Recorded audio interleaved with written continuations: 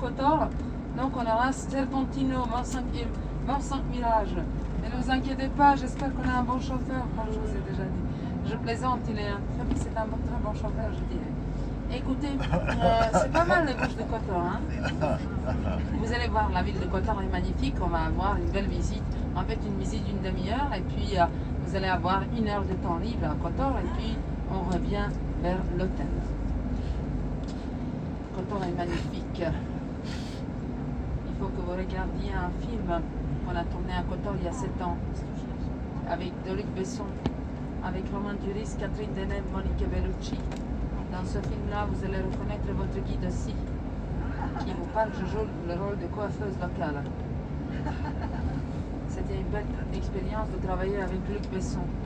Il m'a jamais payé, mais bon, c'est pas important. Le film s'appelle L'homme qui voulait vivre sa vie, d'après un roman. L'homme qui voulait vivre sa vie, et c'est d'un poète parisien qui habite Kotor, etc. Vous allez découvrir toute la ville de Kotor d'hiver et c'est magnifique. Comme ça, vous allez vous rappeler, en fait, ça va vous rappeler à votre voyage et à votre guide aussi. On a tourné aussi des émissions telles que Des racines et des ailes, Les paysages d'ici et d'ailleurs, Thalassa, Les villes du monde, Méditerranée. Il y a quelques jours sur TV5 Monde est passée une émission du Monténégro aussi, de la production de jambon fumé, fromage. C'est intéressant. On a tourné aussi le film Casino Royale, James Bond 007. Et Brad Pitt a tourné son premier film à l'âge de 14 ans ici au Monténégro, à Kotor.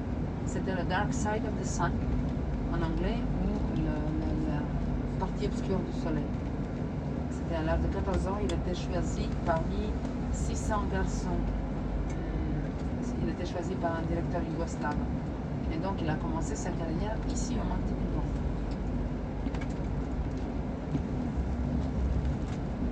La deuxième épouse aussi de Luc Besson est monténégrine. Elle jouait Jeanne d'Arc, et puis Cinquième élément, Patient anglais. Son nom est Mila Jovovich. Son papa est monténégrin et sa maman est ukrainienne. Sa sœur Alexandra, sa demi-sœur Alexandra vit à Monténégro, mais elle ne communique pas parce qu'elle a, vous savez, les stars, ils ont souvent les problèmes familiaux, les problèmes de communication, je dirais.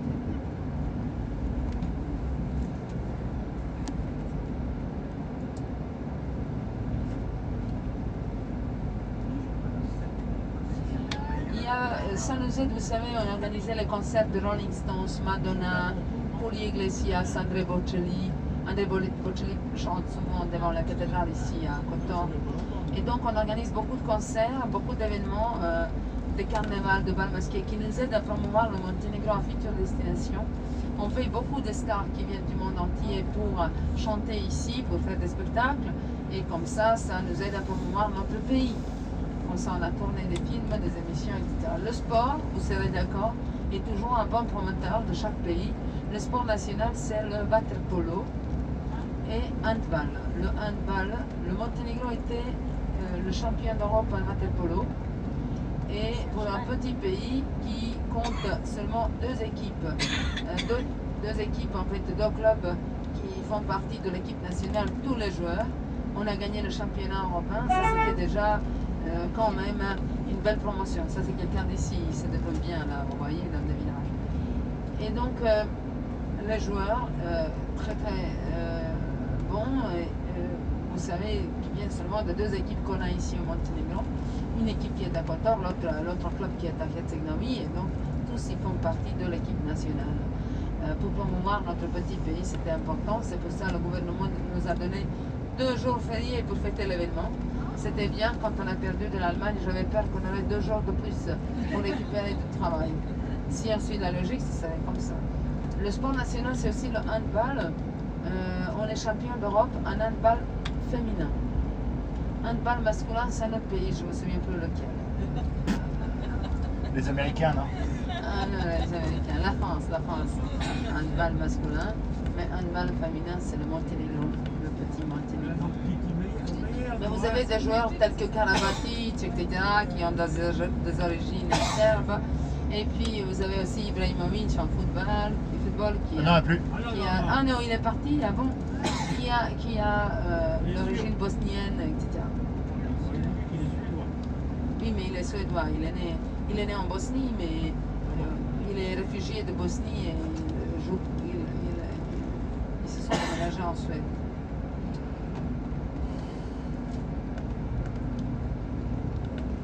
Il est beau, Ibrahimovic. Il fait toujours quelques scandales, toujours des gaffes. J'adore ce genre de gens qui font un peu, qui amusent un peu les autres. Mais le tennis est très à la mode chez nous maintenant à cause de Novak Djokovic qui est très aimé en France. Maintenant, il est mascotte de Peugeot aussi, de la Peugeot. Il fait des publicités et tout ça.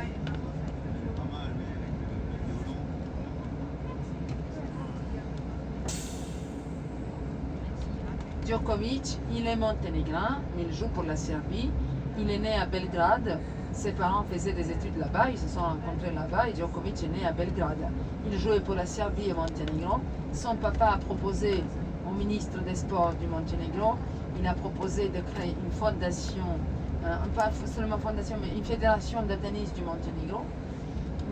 Mais le gouvernement a répondu négatif parce que le Monténégro ne voyait pas son intérêt au tennis.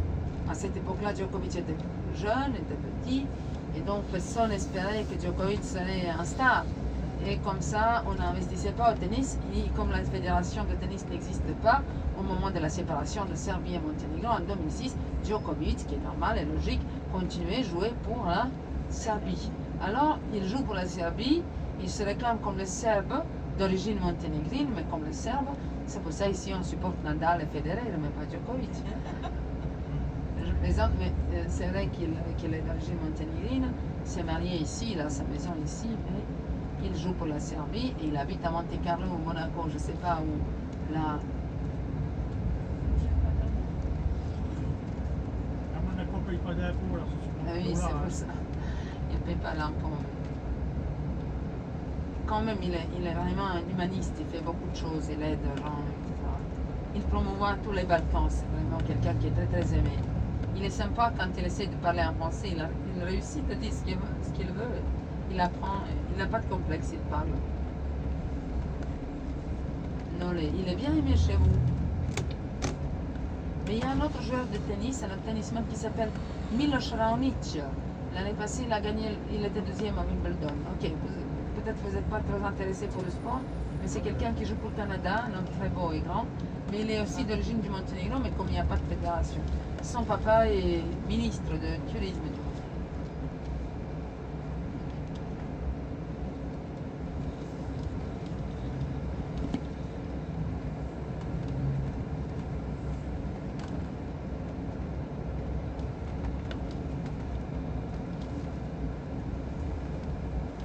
Quant à la politique, le Monténégro n'est plus la monarchie. J'ai mentionné le prince Nicolas II qui habite Paris, qui vient souvent au Monténégro, mais il n'exerce aucun pouvoir parce que le Monténégro n'est plus la monarchie. Alors le chef d'État, c'est le président. On a le Premier ministre, le président du Parlement.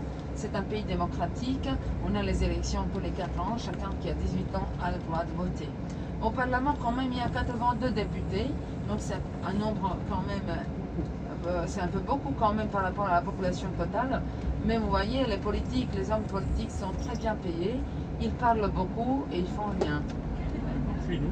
Je ne sais pas chez vous, mais chez nous c'est comme ça. Mais le président quand même c'est un homme très gentil, comme je vous ai déjà dit. Le Premier ministre c'est un homme qui est au pouvoir depuis 30 ans. Il est venu au pouvoir à l'âge de 25 ans, comme le Premier ministre, et il n'a jamais bougé. Donc ça on l'appelle comme Viagra, vous savez, ça ne tombe pas. Il ne tombe pas. Et il y a le président du Parlement. Le Parlement a une chambre. C'est curieux, tous les trois sont jeunes, sont très beaux et mariés. Et grands aussi. Le président, il fait 2,4 m. Le président du Parlement, 2,13 m. Il habite à côté de la cathédrale à Cotta, on le rencontre souvent. Les touristes prennent des photos avec lui, comme ça il est considéré comme le monument touristique, parce que vraiment il est grand. Et puis il y a le Premier ministre de 2,9 m, 2,10 m. Tous les trois, ils étaient en visite officielle en France il y a 7 ans. Quand je dis qu'ils sont grands, je ne fais aucune comparaison avec certains ex-présidents de certains pays occidentaux, mais parce que je trouve que la grandeur n'est pas dans la taille, c'est dans la tête et dans l'esprit. Je me suis rattrapée aux branches, Mais quand même, ce n'était pas facile de prendre la photo avec Sarko. Il a essayé, il a fait le gap, il a un peu bousculé le protocole comme d'hab, et donc il a monté une marche, et puis la deuxième, la troisième, et avec la quatrième, ça marchait bien. C'était à YouTube, c'était explosé, mais c'était sympa. Tous les leaders des Balkans sont grands parce que les gens sont grands, c'est la génétique, et ce sont tous ces montagnes grimpées, je ne sais pas. Mais c'est vrai que tous les chefs d'État de l'ex-Yougoslavie sont grands. Le président serbe, il fait 2,6 m. Et le président de Tirana, en fait, le maire de Tirana, qui est actuellement le premier ministre de l'Albanie, et d'Irama, il fait 2,10 m. Donc, ils sont grands. Mais pour la première fois, on a une femme en ex-Yougoslavie qui est leader, c'est la présidente croate. Elle est très très jolie. Un sourire un peu américain, mais bon, elle est sympa. Et je ne sais pas si vous avez suivi le dernier sommet de l'OTAN, c'était distribué, diffusé dans toutes les télévisions, que Trump, le président américain, a poussé notre premier ministre. Il a fait presque tomber. Et donc, mais notre premier ministre a bien réagi, il était souriant, tranquille, etc. Si c'était le premier ministre, oui, c'est nouveau premier ministre, donc l'ami de l'ancien qui est au pouvoir pendant 30 ans, il a laissé la place à son ami, mais juste pour quelques années, pour 1 an, 2 ans, pas plus. Mais si c'était lui, le vrai premier ministre du Monténégro, celui qui est au pouvoir depuis longtemps, je suis sûr que le sourire serait pas là, mais bon, qu'il se fâcherait, mais bon.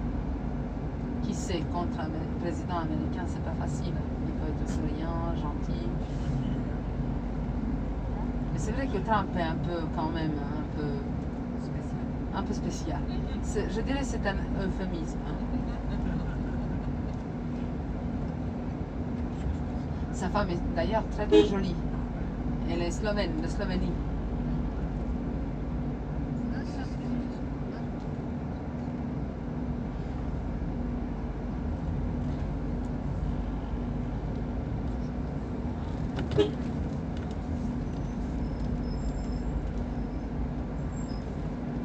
Dix-septième village.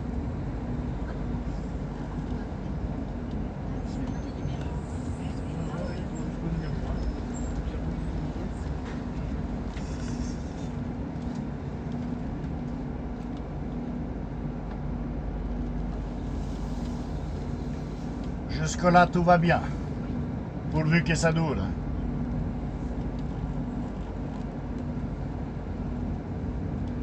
Disait la maman de Napoléon.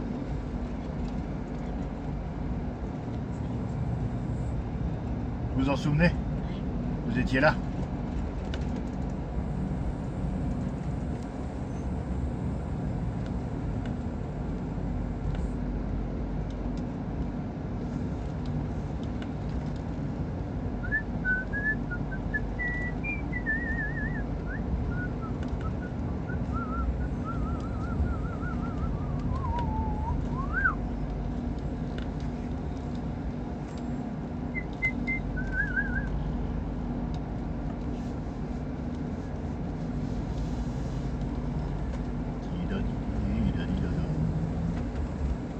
Il va tomber. Mets-le là. Ce sera mieux ici. On va partir.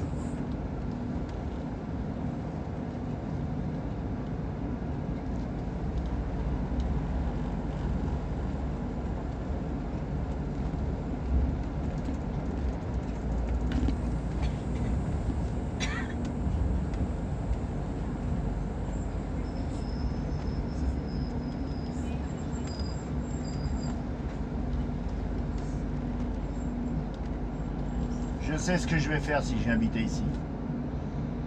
Je vais louer des trottibikes. Les gens pourront descendre ici en trottibike. Comme dans les Pyrénées.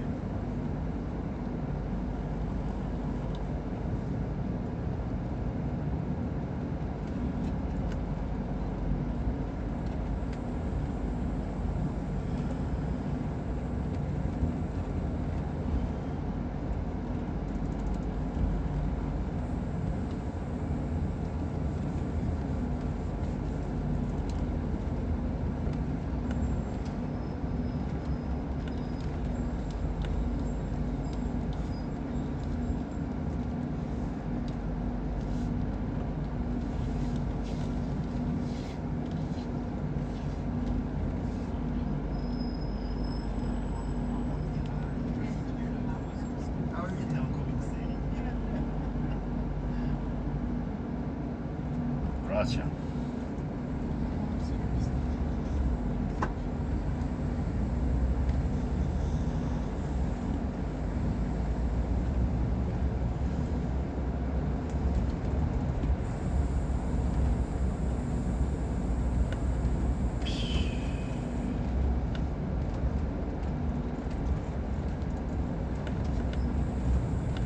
Regarde-moi ça.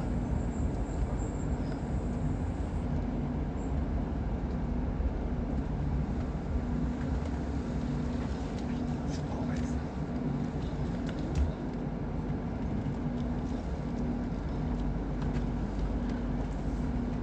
Ouais, c'est ceux qui étaient Lui, là,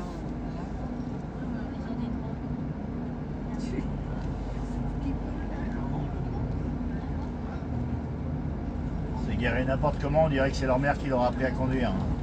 mais c'est pratique les voir.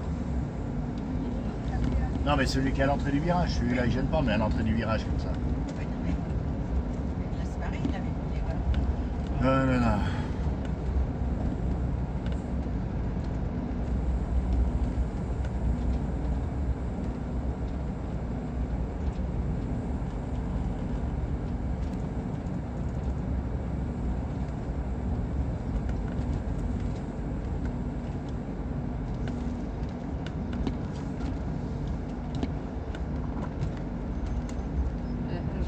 je me souviens, il y a quelques années, c'était le ministre de la Culture, le ministre français de la Culture qui est venu ici en visite et c'est l'ambassade qui m'a appelé pour être son guide et son interprète pendant son voyage au Monténégro. On est passé par là, c'était toute une délégation qui conduisait un peu vite.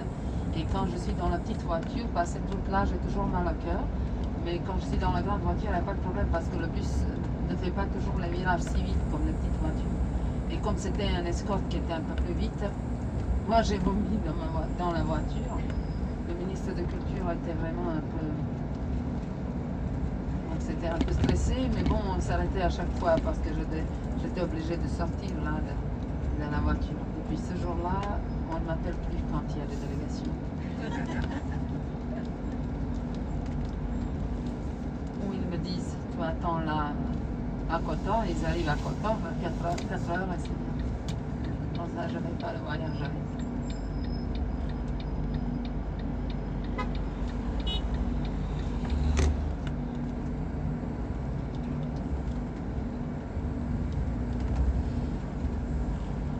Je te dirai comment faut faire pour pas être malade en voiture.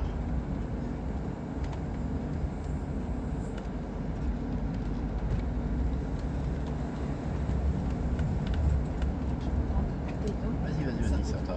Ça coûte rien du tout, tu plaisantes. Tu as gaz ou naturel? Le bleu, c'est sans gaz. Oui, le bleu, c'est sans gaz. Oui.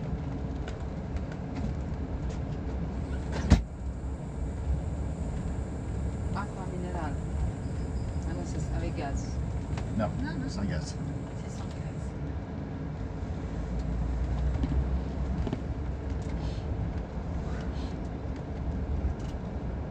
C'est espagnol. Oui.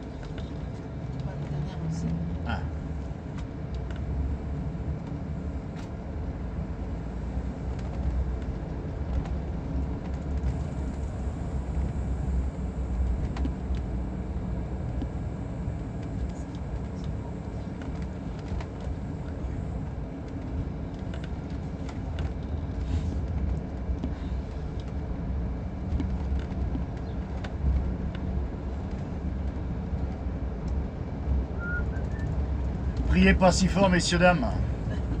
N'attirez pas l'attention du bon Dieu. On sait jamais. J'entends prier là-bas derrière. Mon Dieu, pourvu qu'il ne nous arrive rien.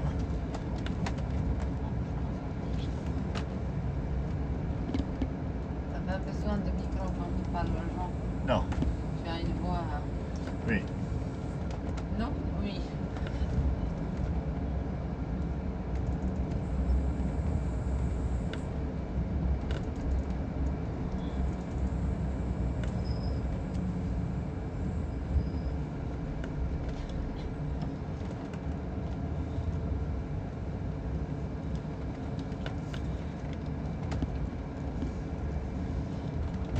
Du 1200 mètres, on descend au niveau de la mer. Donc votre tension probablement, surtout après le repas, donc ça tombe un peu. Comme ça, il y a souvent les gens qui dorment jusqu'à Kotor. Et puis une fois qu'ils arrivent à Kotor, ils se trouvent au paradis quand ils se réveillent. Oui, si tu veux, on peut le faire aussi avant. Votre chauffeur est vraiment malin. Les jeux de mots et tout ce qu'il sait, et tout ce qu'il fait.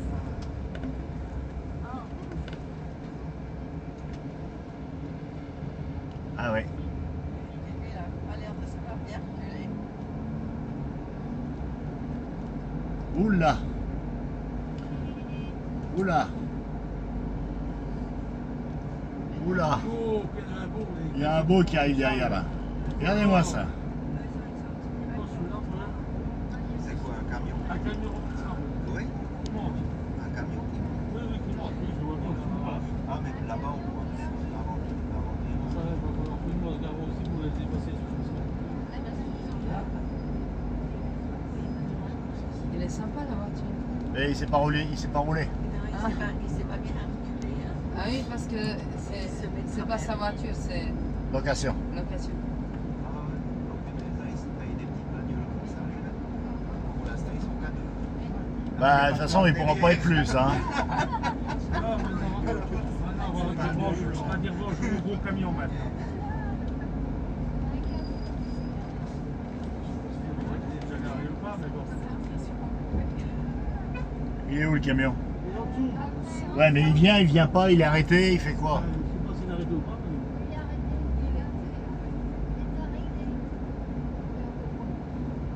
Est-ce que c'est pour les voitures ou nous avons... Ah, mais en plus ça, c'est un bel délire. Apparemment, il arrive, hein. Ouais, je vois les voitures reculer, c'est qu'il arrive.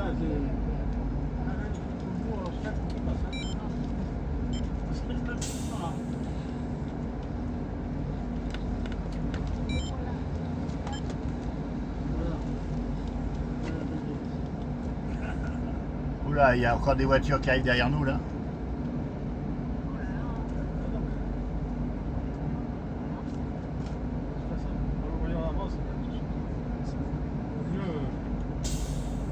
Regarde-moi le futé, là.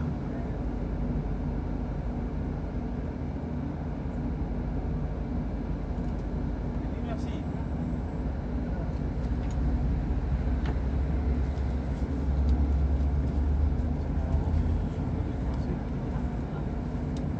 Bravo, hein.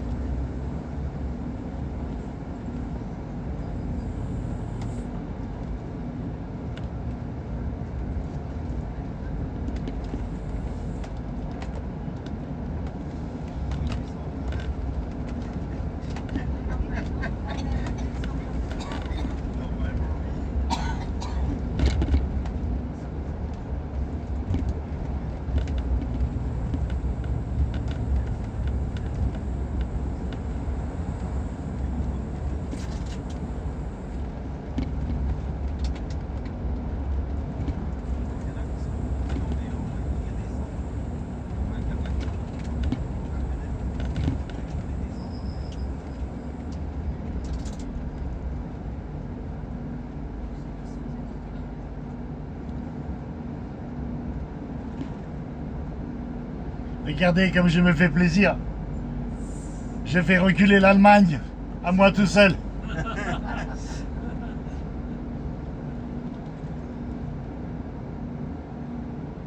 Le sourire de l'Allemande, c'est joli.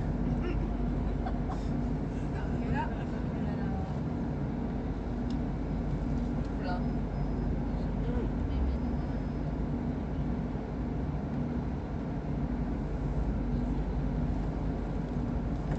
Il a une belle voiture.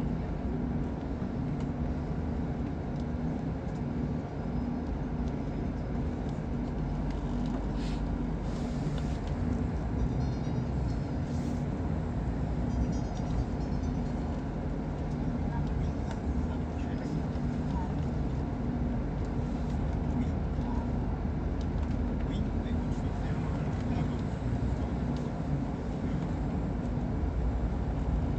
C'est Thomas? Oui, d'accord.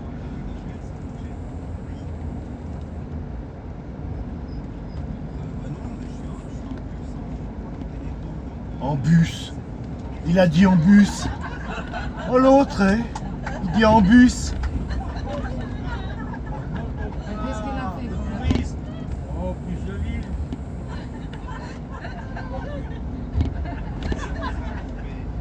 Le numéro que vous demandez n'est plus attribué.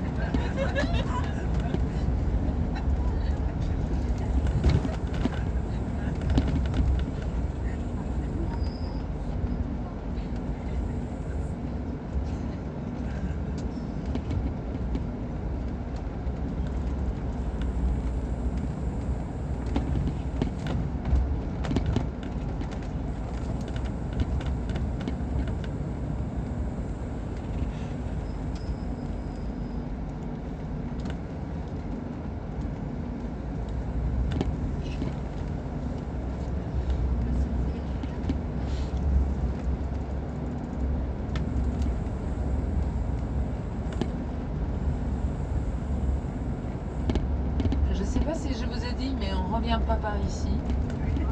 Ah bon? Je ne savais On pas. va voir la grande route là. Donc on est déçus. Ah quel dommage. Mais c'est pittoresque, vous devriez reconnaître. Y a personne qui a oublié quelque chose au resto de midi? J'aimerais bien remonter. Et dans quelques instants, on finit avec cette route là. Et on arrive à Kotor. On descend à Kotor. Là, maintenant, il est 14 heures. On fait la visite. Ok, on arrive, etc. Tout sera terminé vers 3 heures. Et puis, vous avez 1 heure de temps libre, ça vous va? 1 heure à Kotor, je pense que ça va. C'est bien ça. Comme ça, vous êtes à l'hôtel vers 4h30, 4h45. Mais s'il y en a qui veulent s'arrêter à Budva, on les laisse.